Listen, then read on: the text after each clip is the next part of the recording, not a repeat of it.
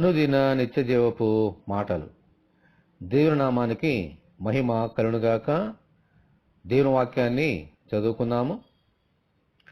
ఏలయనగా ఇద్దరు ముగ్గురు నా నామమున ఎక్కడ కూడియుందురో అక్కడ నేను వారి మధ్యన ఉందునని చెప్పాను. మత్తయి సువార్త 18వ అధ్యాయము 20వ వచనం.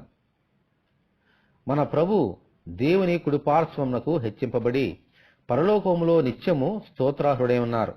ఆమేన్. అయినను ఎక్కడ ఇద్దరు ముగ్గురు ఆయన నామములో కూడుకొని ఉంటారో అక్కడ ఆయన ఉంటానని చెప్పారు. ఆయన నామములో కూడుకొనుట అంటే ఏమిటి?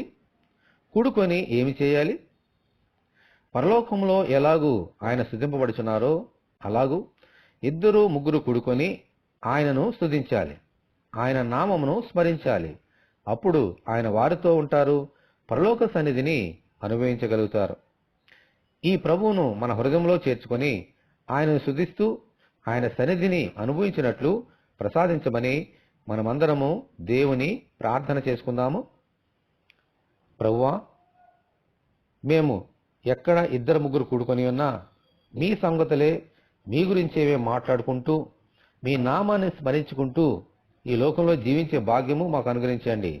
నీ నామంలో మేము ఎప్పుడైతే అలాగూ కూడుకుంటున్నామో మీ సన్నిధిని, మీ యొక్క కృపను, మీ యొక్క ఆశీర్వాదాల్ని మేము పొందగలుగుతాం.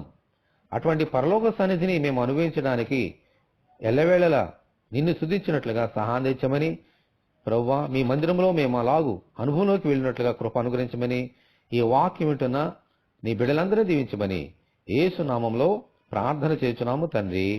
ఆమేన్. దేవుని కృప మనకందరికీ సమృద్ధిగా నుండునుగాక. ఆమేన్. పరిశుద్ధ దేవుని మందిరం.